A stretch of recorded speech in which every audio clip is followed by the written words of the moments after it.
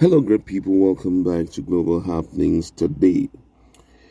The Fulani headsmen, under the auspices of Miyetti, have made some strong demands for the Fulani that were evicted from Iganga, Ibaraba local government area of Oyo State. Don't forget that some time ago, through the cooperation of Sunday Adeyemo, aka Chief Sunday Igboho, some Fulanis who he believed they were causing a lot of trouble in the Oyo State. They were ousted out of Oyo, and that led to a lot of things. And don't also forget that fairly recently, the Seriki of Fulani, who was also evicted from Iganga in Ibaraba North local government area, had spoken recently, and he said that they should not release Sunday Adeyemo, aka Sunday Igboho, from prison, and he gave his reasons why he doesn't want him released. But right now, Miyetti has made demands for them. We're going to be looking at what kind of demands they are making for the Fulani that we evicted from Iganga, and also we'll look at what the response of the people are in that regard. But before we do that, if you've not subscribed to our channel, please do well to hit on the red subscribe button and also the bell icon so that you get notification anytime we publish our videos. Now, according to the news of Fulani socio-cultural organization Miyetti Kutaho, yesterday called on the federal government to compensate all Fulanis who were evicted from Iganga in Ibaraba North local government area of Oyo State in January 2021. It would be recalled that over 1,000 Fulanis, including the Sirikin Fulani of the state, Alhaji Saliu Abdulkadar, were evicted from Iganga by youth of the town led by the Yoruba Nation agitator, Mr. Sunday Adeyemo, popularly called or known as Chief Sunday Igboho.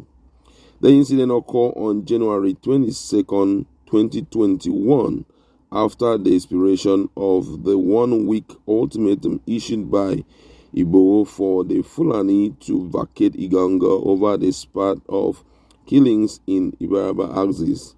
But 1 year after the Iganga incident, the Miyetti group is calling on the federal government to compensate all Fulani people who were forced to vacate Iganga and its environs, asking the government to facilitate their return.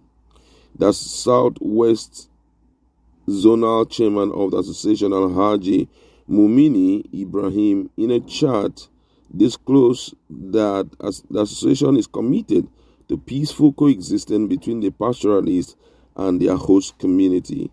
It has conducted independent investigation on the allegation leveled against Sarikin Fulani. According to the Fulani leaders, its investigation showed the allegations were politically motivated.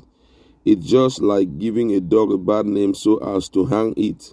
The zonal chairman of the association urged the governor of Oyo State, Seyi Makinde, to wade into the matter and compensate the Sarakin Fulani. It will be recalled that Sarakin Fulani had estimated his losses, including houses, vehicle, among others, to over 500 million. According to the Miyetti Kutaho, he said, we also call on security agencies to make sure that lives and properties are protected irrespective of their tribe and where they come from, as enshrined in the Constitution of the Federal Republic of Nigeria. Majority of the Fulani left their properties and ran for their dear lives. At that time, any Fulani seen in Ibaraba North local government area was being killed on a daily basis in the presence of the police. And as law-abiding citizens, we have told our members not to revenge. He also called on the government to make sure all evicted Fulanis were allowed to return and continue their businesses. Ibrahim said all the Fulanis who live in Ibaraba axis has become victims of the eviction, adding that government should compensate them and bring them back to their communities as they bought lands to build their houses. He also stated that Fulanis were barred from using the roads from Igbora to Taba to Igongo. Wow. This is really, really interesting to know that these guys are still fighting to see how, their people, Fulanis, return back to Igongo. But, looking at the Constitution, if you want to look at this objectively, if you look at the Constitution, every Nigerian have the right to live in any part of the country. But there are exceptions to it.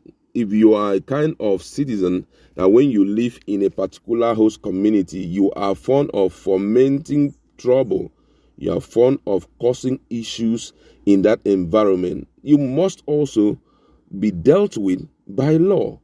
But I think what actually happened during that issue of Ibaraba was that information got to Sunday Adeyemo, whom everybody look up to as being the defender of peace in the area, that there were some Fulani who were taking advantage of who they are, and they were causing a lot of trouble, which I could still remember. The videos were littered everywhere. He had to approach the Sarakin Fulani and laid a complaint to him and gave them a timeline. And the expectation was for them to get back to him and say, we have carried out our investigation. This is it, this is it, this is it. But unfortunately, it didn't happen that way.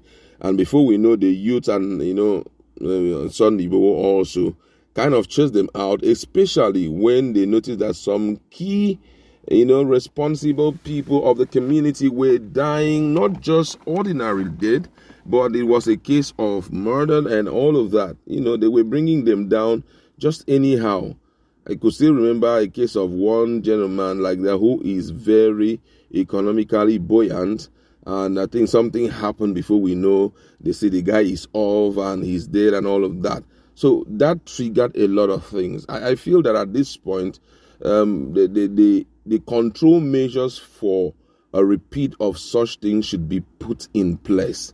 And that control measure is for the federal government, even if they will welcome them back again in Igongo, but they should put things on ground to ensure that such thing does not repeat itself. Whenever issues of such a magnitude come up, the key stakeholders, those who are lead people, those who are leaders of the Fulani group and also the Yoruba group, they will meet, even if it means to meet with the governor to resolve the issue. Because I think what happened there was the issue of it happened. You notice that you are the host community and these guys will come in and deal with you guys. Nobody will do anything, and it continued like that and like that. I think that was what caused all of that. And calling for compensation for them, if Nigerians globally, or let me say nationally, want to call for compensation for the things that the Fulani have done, I feel that there wouldn't be any room for anybody. Or maybe the government would just be spending money to compensate people. If you go to areas like Benue State, go to areas like Enugu, go to even that or your state in northern part of Nigeria, Borno and the likes, where Plateau State, where they have taken virtually everything away from them. If you want to calculate how much should be given to all of that, Nigeria would just be borrowing money to be paying that. So this issue of compensation, we have to look at it from different perspectives, and if they are compensating them, they should also compensate the other people for the losses they suffered. After all, there is no one that is a second-class citizen. All Nigerians are equal in the eyes of the law. And if we are all equal, then we should have the same treatment. And we should also ensure that we don't do things that will cause a repeat of what happened last time. Like to leave it there. Go to our comment section. What's your position on this compensation request that the Miyetti Allah Kutaho have placed before the federal government for the Fulanis who left Igongo and whose properties and vehicles were destroyed in the process of eviction? Let's interact.